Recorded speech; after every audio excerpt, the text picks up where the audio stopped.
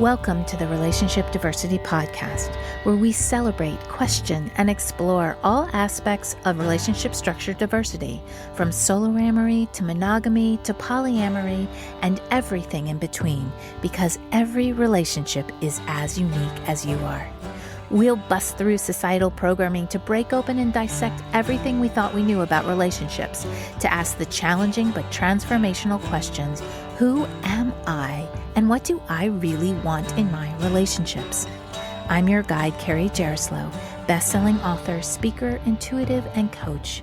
Join me as we reimagine all that our most intimate relationships can become. My mom is what one would call selfless. I remember the time my brothers and I came together to buy her a new refrigerator for her birthday. We brought her through the front door and made her close her eyes. One of my brothers went behind her and covered her eyes with his hands. We then carefully led her into our kitchen and turned her towards the new appliance. Our excitement was growing as we got closer to the big reveal. When my brother removed his hands from my mother's eyes and she saw what we had gotten her, the first words out of her mouth were, "I can't accept that. Take it back. You all spent too much money on me." This is from a woman who worked tirelessly to support my three brothers and me. She would happily cook us 3-course meals for dinner every night. She did our laundry, kept the house clean, cared for us around the clock when we were sick. The divorce pushed her out of her desired work, being a homemaker and a mom to 4 kids, and required her to get a retail job that she hated. But she did it to provide the best life she could for us. And yet, she didn't feel like she could accept this small token of our appreciation and love on her birthday. This is what I grew up learning, and it shaped my identity. It taught me that being selfish was bad and that being selfless was better. Like almost everything in the world, I think there are positive and negative aspects to the idea of selflessness. It's important to learn how to be able to sometimes let go of expectations and find compromise. Selflessness is needed in acts of service, as well as the ability to bring your awareness outside your little world and see the bigger picture. A level of selflessness is imperative in parenting, especially when, for example, your child is sick and you're exhausted. Selflessness gives you the energy to show up for your child. On the other hand, though, the idea of selflessness holds a lot of wounding. When selflessness reaches a tipping point and becomes a loss of self, subconscious programs of "I'm not important" or "my needs and desires are less important than someone else's" become the underlying belief we operate from. This is the scenario where you can become a people pleaser, sacrificing your needs to satisfy another's. In the realm of relationship diversity, it can cause people to get into certain kinds of relationship structures that aren't an honest expression of their true selves. It can lead to either shaming others or being shamed by others. Hurt people hurt people. If you aren't giving yourself the space to identify, communicate, and address your needs, you may become resentful. And if this is unconscious resentment, it can surface through judgments about another person's choices. On the other side is that when someone shames you for your life choices, they're probably unconsciously feeling threatened by it because it triggers their own fears and highlights on some level their inauthentic living. The shaming snowballs into you feeling bad for being different than our society says is the way we're supposed to be. And who gets to determine what that really is? It all stems from the programming of it's selfish to love yourself. It's selfish to stand up for yourself. It's selfish to care for your needs first and foremost. You know how on a plane the flight attendants go through the emergency procedures? They say that if a cabin loses air pressure, oxygen masks will be released. They also direct that it's important to put the mask on yourself before helping anyone you may be traveling with. This is a life or death scenario, and I feel that self-love can have this degree of imperativeness as well. Because if you forgo your own health, mental, physical, emotional, or spiritual, for someone else's, you begin to experience a life lived for everyone except yourself, which inevitably becomes a life lived for others while betraying yourself.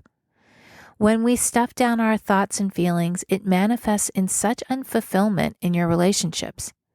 In my opinion, when someone is unconsciously unfulfilled in a relationship, it usually leads them to expressing the unconsciousness in one of two ways. The first is to numb themselves and just make it be bearable through distractions, which could lead to addictions or unhealthy living. The second is to hide themselves through lying or finding ways to express their true desires. Think affairs or cheating. But if you can find a way to deepen the relationship with yourself, possibly for the first time in your life, if you can put yourself first at least a little bit and cultivate the relationship with yourself, your entire life begins to open in new, expansive ways. Because when you get to know yourself intimately, you can then take stock of your life and your decisions to see if it's a true reflection of what you want, or if it's coming from your cultural, societal, and familial expectations. And if you learn who you are, embrace who you are, even love who you are, you can be more present to the people in your life. Being true to yourself informs every decision you make. You can ask yourself, does this decision feel aligned with me and my beliefs? And then act accordingly. When I first started on my path of healing almost 30 years ago, I remember thinking that if I found the man, had the job, and made the money, I'd be happy. In other words, that my happiness would come from something outside of me. When this concept failed me time and time again, I decided a new approach was needed. My spiritual practice brought me a new perspective, and that is going inward is the first step in having a different outward experience. I resisted this for a while because it seemed harder and scarier. But when I surrendered and started getting to know myself as a 20-something-year-old and began the excavation process of my psyche, the awareness was revealing. I began to understand why my relationship experiences always ended the same way. I began to understand what woundedness within me was creating the woundedness in my relationships. I began making changes in how I talked to myself, releasing years of fears and untrue beliefs. I wasn't 12 anymore. However, my programs were still stuck at that age. Through the experience of being consciously and intentionally selfish, I learned to accept myself and eventually love myself. This caused my outside world to shift and my relationship experiences to change. To begin this journey, I had to be a little selfish, and I encourage you to do the same. No one can do this for you. You must be the one to set time aside, at least a little, each and every day, as consistently as possible to be with yourself, to ask important questions, to check in, to see how you're really doing, to look at your life, how you communicate, how you interact, what programs are playing in the background of your life experience. And sometimes you need to be very selfish and pull yourself away from your world and others as much as possible. I find that when I'm looking at and processing big emotions or core wounds, my time on my own is essential. It helps me understand how I truly feel so I can communicate it as clearly as possible to my partner. It also helps me find the courage to move through the discomfort and into a place of acceptance. When you do this, when you allow yourself to be selfish, you show yourself the love and care you have for yourself merely from your actions. You show yourself that you're important and worthy of claiming your space in the world. This is how permanent changes begin to manifest in your life. This is how your internal work shifts your external experience. I have seen it and experienced it so often.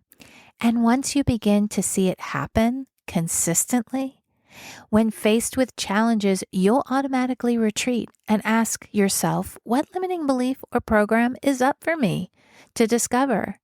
You'll look inside and see it as an opportunity to heal. You'll come to learn that you are worthy of doing this and that you love yourself enough to find self-acceptance and self-compassion for exactly who you are. You'll lean on others for support if needed, or you'll go in your cave, lick your wounds, and do the work. And then you'll start to see changes in your external world. It could be instantly, it could be soon after, or it could be years after. You'll feel empowered knowing that you have everything within you to shift your external world. And it all started with being a little or a lot selfish. Stay tuned and stay curious. Thank you for listening to the Relationship Diversity Podcast. Want to learn more about relationship diversity? I've got a free guide I'd love to send you.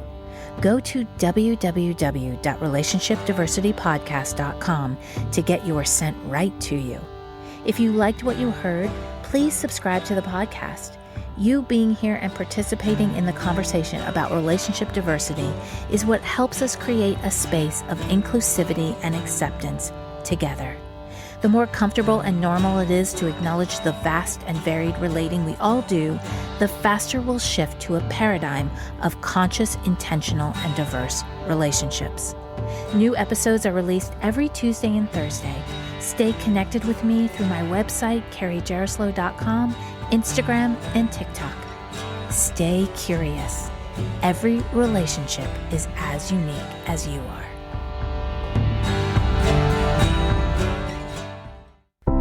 Are you wondering why you never seem to find lasting fulfillment in your relationships? Or do you create the same kinds of relationship experiences over and over again? Can you never seem to find even one person who you want to explore a relationship with? Have you just given up hope altogether?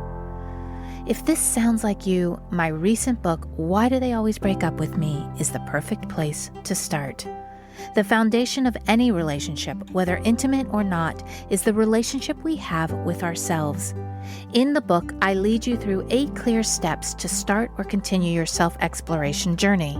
You'll learn about the importance of self-acceptance, gratitude, belief shifting, and forgiveness, and given exercises to experience these life-changing concepts. This is the process I use to shift my relationships from continual heartbreak to what they are now, fulfilling, soul-nourishing, compassionate, and loving. It is possible for you. This book can set you on a path to get there. Currently available through Amazon or through the link in the show notes.